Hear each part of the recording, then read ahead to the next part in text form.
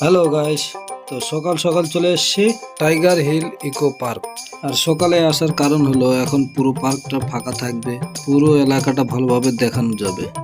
আর এখানে একটা ছোট দিঘি আছে, ওরা বললো ওই দিঘির খতরনাক হিস্ট্রি, সে পরে বলছি, আগে পুরো পার্কটা একটু দেখে নিই।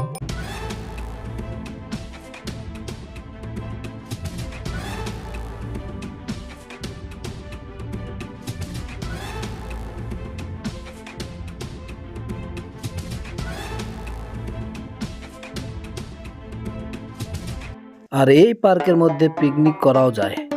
আপনি যদি 10-12 জন থাকেন, গাড়ি নিয়ে গাড়ি সহ ভিতরে ঢুকে যাবেন, ওখানে গাড়ি রাখার জায়গা আছে, আরামসে পিকনিক করতে পারবেন। কিন্তু 100 টাকা বেশি লাগবে, কারণ পিকনিক করলে তো নোংরা টোংরা হবেই, ওই জন্য। যদি 10 জন আসে তাহলে 10 জনের 10 টাকা করে 100 টাকা, আর পিকনিকের 100 টাকা, টোটাল 200 টাকা লাগবে। এইভাবে 100 টাকা বেশি। আর এদিকে একটা ছোট টয়লেট আছে। আর বাকি ওই ঘরগুলো যে কি, আমি যাইনি অতদূর কিন্তু। আর এখানে দুটো দোকান, একটাতে আইসক্রিম আর একটাতে ওই চাট মশলা, রুটি সব কিছু পাওয়া যায়। আর এখানে বাচ্চাদের জন্য সব খেলনা। এখনো মানুষ কিন্তু কেউ আসতে শুরু করেনি। আর আমরা বসে একটু রেস্ট করছিলাম, এখন একটু ঘুরবো, তারপর একটু বোট চালাবো। এটাতে 20 টাকা নেয়, 10 মিনিট চালাতে দেয়। আমরা সকালে গেছি, ওই জন্য বলছি 15 মিনিট, কিন্তু আমরা 3 মিনিটে বাস, আর ভালো লাগে না। 3 মিনিট চালিয়েছি, 3টা রাউন্ড। 15 মিনিট ধরে চালানো যায় গাইস। আর এটা বাচ্চারা চালায়, কিন্তু আমার প্রথম, আগে দেখেছি, লজ্জায় যাওয়া হয়নি। আর এই দিঘির হিস্ট্রি হলো, এই দিঘির জল বলে কোনোদিন শুকায় না। আর কেউ মেশিন দিয়ে জল সেচতে চাইলে মেশিন বারবার খারাপ হয়ে যায়।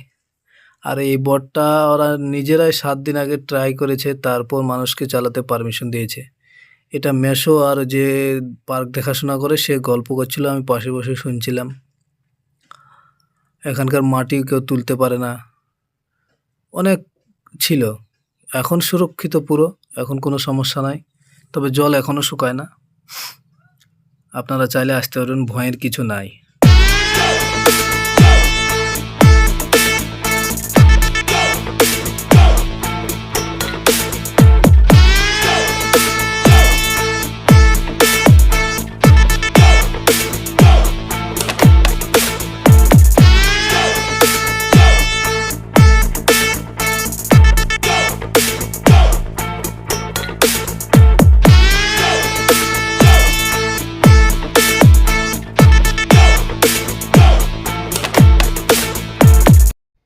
বোট চালানো হয়ে গেল, এবার একটু পিছনের দিকে যাব।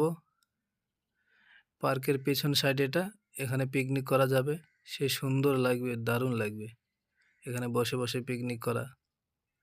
আর একটা পিছনের সাইডে গেট, আর এর ডান দিকে আছে টয়লেট। এই টয়লেট, আর একটা টয়লেট আছে ভালো, এই যে জলের ট্যাঙ্ক রাখা আছে, এটা ভালো টয়লেট। জায়গাটা খুব সুন্দর লাগলো। এই দিঘির চারপাশ দিয়ে রাস্তা আছে। আর এখানে 3টা বক রাখা আছে, আর লেখা আছে কেউ হাত দিবেন না।